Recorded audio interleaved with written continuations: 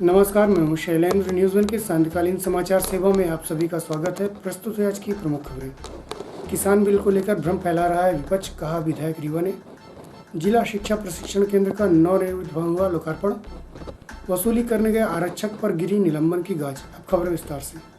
केंद्र सरकार द्वारा किसानों के लिए 3 बिल का अध्यादेश लाया गया था, जिसके बाद पूरे देश में किसान आंदोलन शुरू हुआ और पूरे देश में क्रांति की उबाल आ गई। जहां एक और सत्ता पक्ष मौन में, वहीं विपक्ष सहित अन्य राजनीतिक दल इस बिल का भरपूर विरोध करते हुए किसानों का सहयोग कर रहे हैं, जिसका असर रीवा में भी देखने को मिला। और इस आंदोलन के दौरान राजनीतिक संगठन एवं किसान संगठन एकजुट हो भाजपा सरकार पर जमकर आरोप लगाया जा रहा है। वहीं भाजपा की चुप्पी ने सरकार को कटघरे में खड़ा कर दिया, जिसके बाद आज प्रदेश के पूर्व मंत्री वर्तमान विधायक राजेंद्र शुक्ल ने इस बिल के समर्थन में अपनी चुप्पी तोड़ी और बिल की संपूर्ण जानकारी देने भाजपा कार्यालय अटल कुंज में पत्रकार वार्ता का आयोजन कर भाजपा जिला अध्यक्ष डॉक्टर अजय सिंह की उपस्थिति में किया गया। इस दौरान श्री शुक्ल ने बताया कि आगामी 16 दिसंबर को प्रदेश के मुखिया शिवराज सिंह चौहान एवं प्रदेश भाजपा अध्यक्ष सांसद बीडी शर्मा किसानों के बृहद सम्मेलन को संबोधित करने रीवा के एनसीसी मैदान आ रहे हैं। विपक्ष पर तंज कसते हुए श्री शुक्ल ने कहा कि विपक्ष किसानों के बिल को लेकर किसानों के साथ भ्रम फैला रहा है। प्रस्तुत है वार्ता के अंश। विशेष सुधार की आवश्यकता है, जिससे वो किसानों के संबंध में जो कानून संसद से पास किया गया है उसको लेकर है। ये कानून भारत की सरकार ने, हमारे प्रधानमंत्री नरेंद्र मोदी जी ने किसानों को परेशानी से उबारने के लिए उसको वैधानिक रूप दिया है। हम सब जानते हैं कि स्वतंत्रता के बाद से ही किसानों की हालत को लेके लगातार सभी वर्ग के लोग चिंता व्यक्त करते रहे हैं। सिंचाई के साधन बढ़ाए गए, बिजली की सप्लाई बढ़ाई गई, खाद और बीज की उपलब्धता को सुनिश्चित किया। उसके बावजूद भी ऐसा लगता था कि किसानों की उपज के मूल्य को लेकर, समर्थन मूल्य के बाद भी, खरीदी केंद्रों की व्यवस्था के बाद भी, मंडियों की व्यवस्था के बाद भी इसमें विशेष सुधार की आवश्यकता है, जिससे कि बार बार कहा जा रहा है कि खरीदी केंद्र समाप्त नहीं होंगे। एपीएमसी एक्ट अपने पहले की तरह एपीएमसी लागू रहेगा, मंडियां स्थापित रहेंगी और उसके बाद वो लोग जो किसानों के लाभ में से दलाली खाने का काम करते रहे हैं, उनके साथ कांग्रेस और कम्युनिस्ट पार्टी जैसी पार्टियों का गठबंधन हो गया है और वो इसको मुद्दा बनाने की कोशिश कर रहे हैं, भ्रम फैला रहे हैं। उस भ्रम को दूर करना हम सब की जिम्मेदारी है, क्योंकि किसानों के भविष्य का सवाल है, उनकी गरीबी से उनको मुक्ति दिलाने का सवाल है। कि पूरे देश में 100 सभाएँ करेंगे, किसान सम्मेलन पूरे देश में, जिसमें मध्य प्रदेश में 7 जगह होगी किसान सम्मेलन होंगे। रीवा और शहडोल संभाग को मिला के रीवा में है।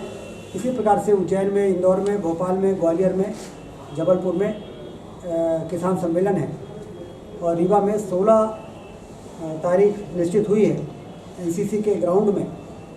11 बजे मुख्यमंत्री जी और हमारे प्रदेश अध्यक्ष विष्णुदत्त शर्मा जी आएंगे और वहाँ पर किसान सम्मेलन में वो किसान कानून में क्या प्रावधान है और क्या भ्रम फैलाने की कोशिश कांग्रेस और कम्युनिस्ट पार्टी और वो लोग जो किसानों के और बाज़ार के बीच में अपनी रोटियां सेकने का काम करते रहे हैं, जिनको तकलीफ़ हो रही है, वो लोग किस तरह से भ्रम फैला रहे हैं, इसका पूरा पर्दाफाश वहाँ पर वो करेंगे। और इसके लिए किसान सम्मेलन का आयोजन है। मेरा आप सबसे भी निवेदन है कि आप सब इस किसान सम्मेलन को के विषय को जो हमने आपको दिया है, इसमें वो सारे मिथक हैं।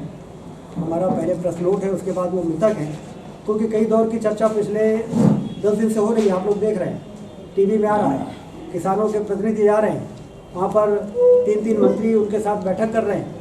उनकी जो ऐसी मांगे हैं जिस पर वो बातें करते हैं, उसको वो स्वीकार कर लेते हैं। जैसे वो कहते हैं कि एसडीएम कोर्ट में नहीं, यदि कोई किसी से किसान ने करार कर लिया, ज़मीन चली जाएगी, तो बताया क्या भाई ज़मीन नहीं जाएगी, क्योंकि ज़मीन का एग्रीमेंट करने का इस कानून में प्रावधान ही नहीं है। फसल का एग्रीमेंट होगा, ज़मीन के टाइटल से संबंधित कोई एग्रीमेंट होना नहीं है।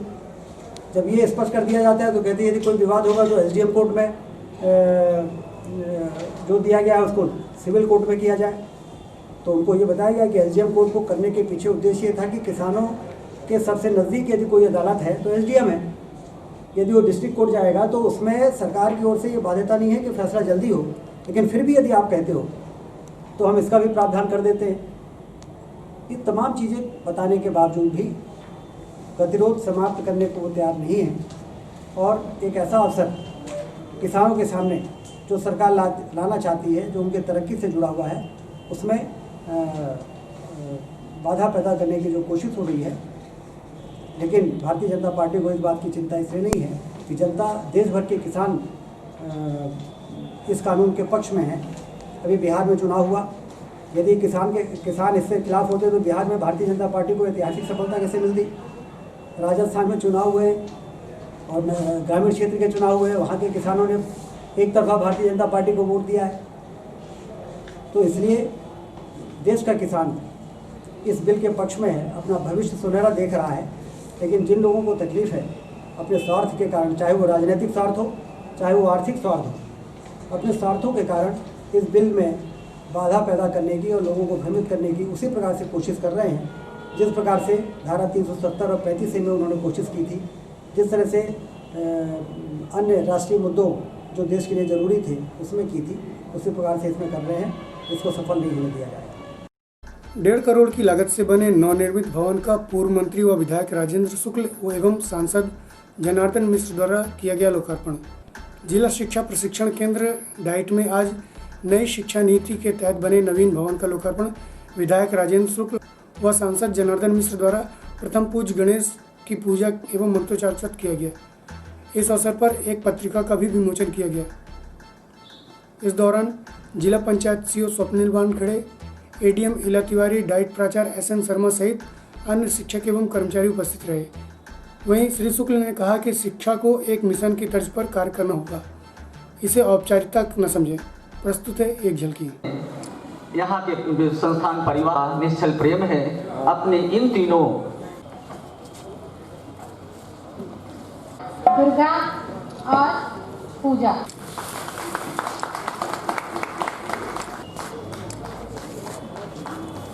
अतिथियों को देना चाह रहे थे। हुआ तो पुनः से इसे बीटीआई के नाम से संबोधित किया जाने लगा। 1986 में राष्ट्रीय शिक्षा नीति आने के कारण डाइटों का अपग्रेडेशन हुआ और जिला शिक्षा एवं प्रशिक्षण संस्थान के नाम से 1986 के बाद 89 में डाइट की प्रोन्नति हुई। तब से लेकर के इस डाइट भवन की जहाँ तक बात है, डाइट का भवन लगभग 150 साल पुराना ये रीवा रियासत का भवन था, जो घुड़सवारों के लिए शायद सेना के रूप में इसका इस्तेमाल होता था। तब से ये बना हुआ था। इसको एक नया रूप इस सत्र में दिया जा सका। हम इसके प्रति माननीय विधायक महोदय का, माननीय सांसद महोदय के प्रति आभार व्यक्त करते हैं कि उनके प्रयासों से यह कार्यक्रम भी सफल हुआ। 1942 में इस विद्यालय की स्थापना हुई और आवश्यकता के अनुसार इसके स्वरूप में परिवर्तन होता गया और आज की जो परिस्थिति है वो युग परिवर्तन की दहलीज पर हम खड़े हैं।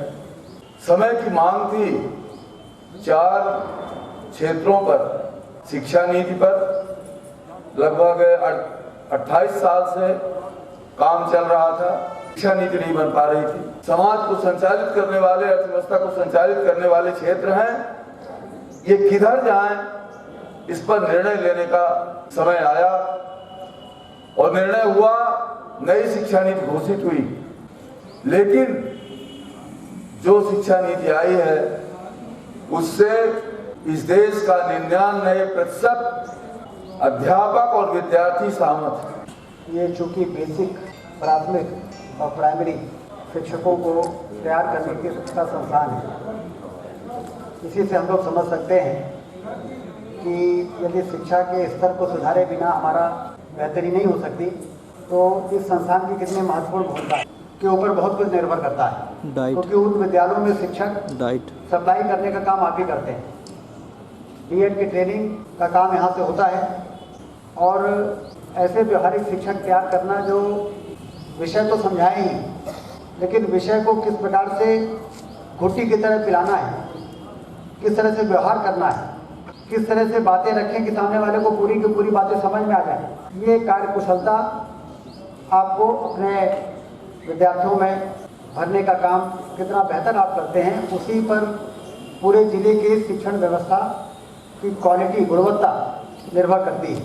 शर्मा जी लगातार ये कोशिश करते रहते हैं कि यहाँ पर जो कमी है इंफ्रास्ट्रक्चर की वो दूर हो जाए, और इसीलिए 1.5 करोड़ की बिल्डिंग मंजूर हो गई, बन के तैयार हो गई। मुझे लगता है कि मिशन की तरह इस शिक्षण की व्यवस्था को सुधारने के लिए अपने सुझाव भी देने चाहिए। उन्होंने बताया कि शोध का काम भी हमारा मुख्य काम रहता है, और सांसद जी बता ही रहे थे कि जो नई शिक्षा नीति बनी है 2020 में, उसमें शोध को ज़्यादा प्राथमिकता दी गई। शोध इस बात का कि किस तरीके से हम शिक्षण की व्यवस्था को बेहतर करें, उसमें जो तैयार होने वाले शिक्षक हैं उनके अंदर हम वो मिशनरी भाव कैसे पैदा करें, जुनून, औपचारिकता नहीं। लेकिन आपका अपना मूल काम है उन विद्यार्थियों के भाग्य को बनाना जो हमारे यहाँ सरकारी स्कूलों में एडमिशन ले रहे हैं। इसमें कोई दौरा नहीं कि आने वाले दिनों में रीवा मध्य प्रदेश ही नहीं, हिंदुस्तान का सबसे बेहतर जिला बन के उभरेगा। कोई रोक नहीं सकता है, रीवा चल पड़ा है। अब जो चीज़ चल पड़ती है वो आगे ही जाती है। फ्रीक्वेंसी में, शिक्षा के क्षेत्र में हमने इंफ्रास्ट्रक्चर में तो कोई कमी नहीं रहेगी 1-2 साल में। जहाँ पे भवन नहीं है भवन बन जाएगा, जहाँ उन्नयन नहीं है उन्नयन हो जाएगा, सारी चीज़ें हो जाएंगी। लेकिन जो आत्मा है भवन की, शिक्षा की, शिक्षक जिनको आप तैयार कर रहे हैं वो किस प्रकार से तैयार हो रहे हैं, ये सबसे महत्वपूर्ण चीज़ है।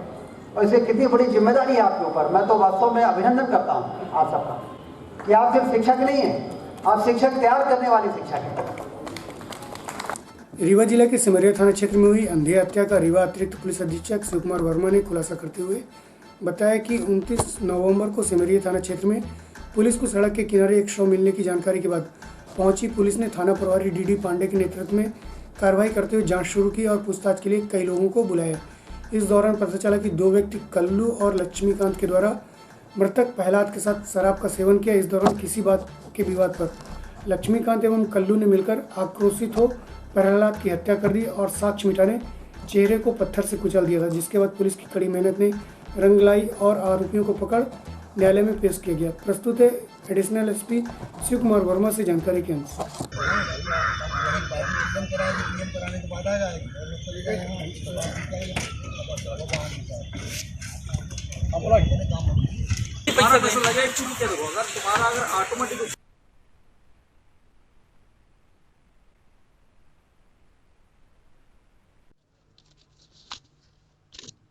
ये सिमरिया का मामला है, हत्या का आरोपी पकड़ा गया।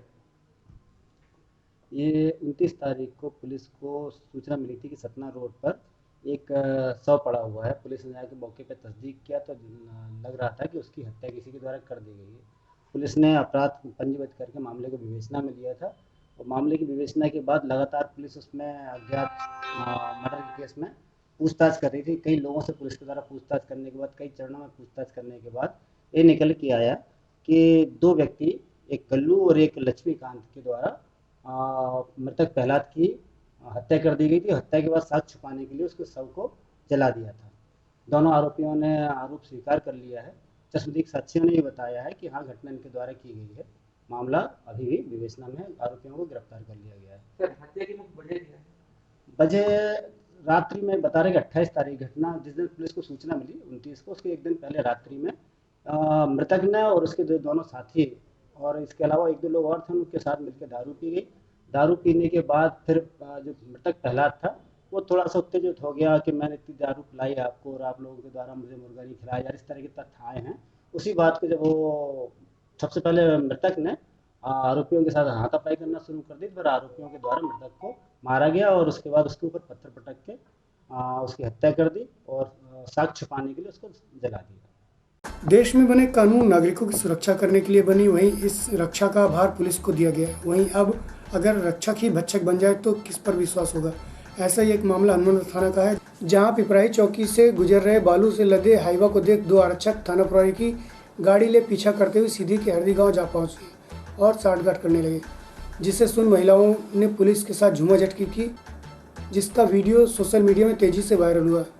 जिसके बाद वरिष्ठ अधिकारियों ने हनुमान थाना प्रभारी से स्पष्टीकरण मांगा। वहीं वरिष्ठ अधिकारियों द्वारा अवैध वसूली में लिप्त आरक्षक रावेंद्र यादव को निलंबित भी कर दिया गया। अब प्रश्न यह है कि पुलिस अपने थाना क्षेत्र से बाहर क्यों गई, जबकि अगर कोई घटना घटित होती है तो पुलिस द्वारा उसे दूसरे थानों पर मरने की कोशिश करती है। प्रस्तुत है वायरल वीडियो की झलकी सहित थाना प्रभारी विद्यावारी तिवारी से जानकारी के अंश।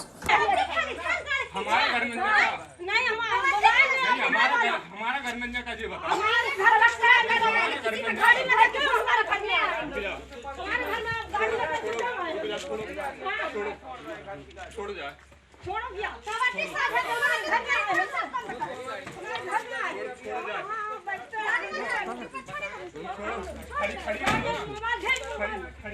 बना वीडियो भेजो साइड दादा, सीधे तो रिकॉर्ड कर हम करते, पूजा साहब को फोन लगाते हैं। अरे साहब बहुत गलती कर रहे हो आप लोग, बता रहे हमारे घर में नहीं हमारे घर में का जी बता हमारे घर लगता है हमारे घर में गाड़ी में है क्यों हमारे घर में आए हमारे घर में गाड़ी में क्यों आए छोड़ो छोड़ जा छोड़ो भैया सवाटी साथ है हमारे घर में आए हमारे घर में आए छोड़ जा गाड़ी में है छोड़ो खड़ी जाना सीधे तो रिपोर्ट कर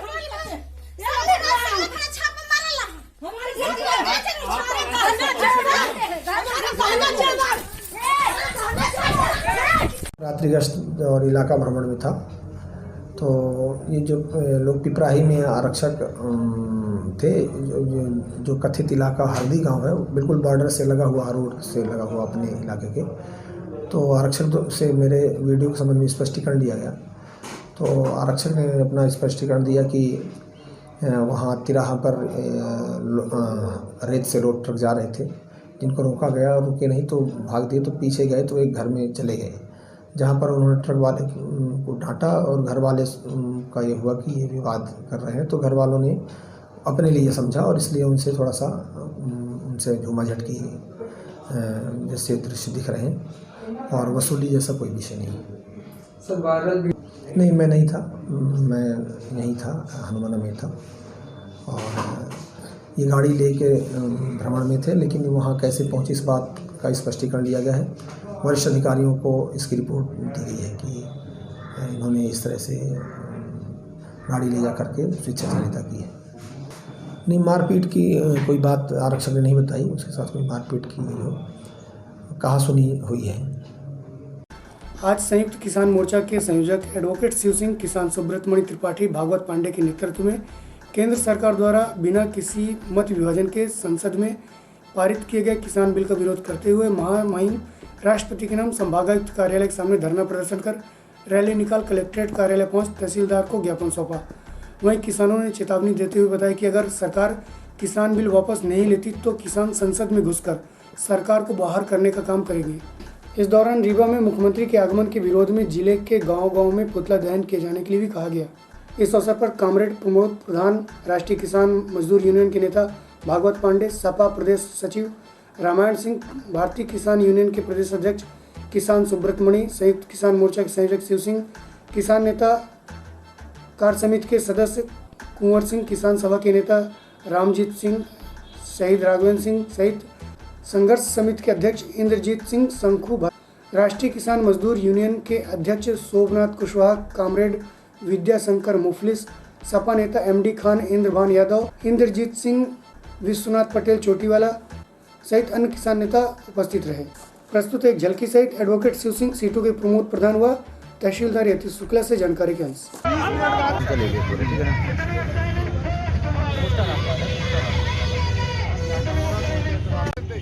बैठिए अपना, अरे बैठिए अपना। हम लोगों को 20 लोगों को परमिशन दी जाती है। ये परमिशन देखिए, ये है रीवा का जिला प्रशासन, ये देख लीजिए आप लोग भी, मीडिया के साथ ही देख लें। मीडिया के साथ ही फिर कहेंगे कि यहाँ के किसान में दम नहीं है। यहाँ के जिला प्रशासन, यहाँ के नेता, यहाँ के बीजेपी के नेता 20-20 किसानों की परमिशन दिलाते, किसानों का कितना बड़ा शोषण है ये। और यहाँ क्या मुख्यमंत्री की सभा के लिए 25,000 कहाँ देंगे? 25,000 की संभावना, 25,000 मुख्यमंत्री के लिए, और यहाँ के किसानों के लिए 20 लोग किसान आ सकते हैं। ये कैसी परमिशन है बताइए? ये कैसी परमिशन है? ये कैसा न्याय है किसानों के साथ? धरना ज्ञापन दे रहे हैं। ये किसान आंदोलन का राष्ट्रव्यापी काल था, जिसको लेकर के सभी किसान संगठनों ने हम लोग कमिश्नरी रीवा के समक्ष एक आम सभा की है। आम सभा उपरांत कलेक्टर महोदय को ज्ञापन देने आए हैं और 16 तारीख को सीएम शिवराज सिंह जी रीवा आ रहे हैं किसान सम्मेलन को लेकर के संभागीय स्तर पर। और हम लोगों ने 27 नवंबर के लिए मंडी में किसान कार्यक्रम करने के लिए अनुमति मांगा था, जिसमें एसडीएम हुजूर ने 20 किसानों के लिए अनुमति दिया था। लेकिन आज हमने समाचार पत्रों में पढ़ा कि 25,000 किसान पूरे संभाग से आ रहे हैं और जिसका नेतृत्व शिवराज सिंह जी करेंगे। तो पहली बात तो हम उसका विरोध करते हैं और हमने अभी एसडीएम हुजूर के नाम हमने ये ज्ञापन दिया है और इसमें ये 20 लोगों की अनुमति है। हम ये मांग करते हैं कि यदि 20 लोगों की अनुमति हमें आपने दिया है तो 20 शिवराज सिंह जी की सभा को भी होना चाहिए। यदि उससे ज़्यादा आपने अनुमति दिया तो हम उसका विरोध करेंगे। और शिवराज जी जनता को गुमराह करने आ रहे हैं। 6 बार किसान संगठनों की बात हो चुकी है, रिजल्ट कोई नहीं निकला है। अब यहाँ गुमराह करने के लिए आ रहे हैं, तो हम लोग उसका विरोध करेंगे और गांव-गांव विरोध करेंगे। इसकी तैयारी हम लोग आज से शुरू कर देंगे। बादल, आप कहां तक जाएंगे किसान आंदोलन में? किसान आंदोलन में जहां तक मांग पूरी नहीं होगी वहां तक जहां तक जाना पड़ेगा जाएंगे। कैसे आंदोलन की प्रक्रिया होगी? अब आंदोलन की प्रक्रिया भी चल रही है, शांतिपूर्ण प्रक्रिया। अगर सरकार चाहेगी कि जेल भरो, हम जेल में जाएंगे, फिर जेल से निकल के फिर लड़ेंगे। हम इस मैदान को छोड़ेंगे नहीं। आपने अभी कहा सरकार की रेल रोकेंगे। हाँ बिल्कुल रोकेंगे। अगर रेल रोकने की जरूरत पड़ेगी तो रेल रोकेंगे। जरूरत पड़ने के बाद सब काम करेंगे, पर मील मैदान से पीछे नहीं हटेंगे, जीत के ही मैदान से हटेंगे। कब तक चलेगा आंदोलन? जब तक सरकार चाहेगी। अगर सरकार आज मांग पूरी कर दे तो आज आंदोलन खत्म हो जाएगा। आप अपना पद और नाम? मेरा नाम प्रमोद प्रधान, मैं प्रदेश का सीटू का महासचिव हूँ, राष्ट्रीय सचिव हूँ सीटू का। मोर्चा रीवा संभाग रीवा के द्वारा यहाँ पर ज्ञापन दिया गया है। ज्ञापन जो है माननीय महामहिम राष्ट्रपति महोदय के नाम पर कलेक्टर के माध्यम से ये ज्ञापन जो है वो जो संबंधित कृषि बिल जो पारित हुए हैं उन्हीं कृषि बिलों को लेकर के है। ये तीनों कृषि बिल जो है उनको वापस लिया जाए, उसी को लेकर के ये ज्ञापन दिया गया है। ज्ञापन प्राप्त कर लिया गया है, द्वारा उचित माध्यम इसको प्रेषित कर दिया जाएगा। मंत्री की सभा होने वाली उनका विरोध करने। हाँ, एक दूसरा ज्ञापन भी इकाई के द्वारा दिया गया है। ये जो ज्ञापन है ये एसडीएम महोदय के नाम पर है। इनका कहना ये है कि 16 दिसंबर को जो माननीय मुख्यमंत्री महोदय का रीवा आगमन हुआ है, उसी आगमन को लेकर के है कि उसमें कितने लोग रहेंगे, कैसे होगी वो कार्यक्रम, सभा को लेकर के ज्ञापन प्रस्तुत किया गया है, जिसमें वो भी ज्ञापन प्राप्त कर लिया गया है। उचित माध्यम सक्षम अधिकारी समय तक दिया जाएगा। जी। चलते चलते आज की प्रमुख खबरें और पुनः। किसान बिल को लेकर भ्रम फैला रहा है विपक्ष, कहा विधायक रीवा ने। जिला शिक्षा प्रशिक्षण केंद्र का नवनिर्मित भवन हुआ लोकार्पण। वसूली करने गए आरक्षक पर गिरी निलंबन की गाज। आज की खबरों में बस इतना ही। कल पुनः उपस्थित होंगे नई खबरों के साथ। तब तक के लिए हमें इजाजत दीजिए। नमस्कार।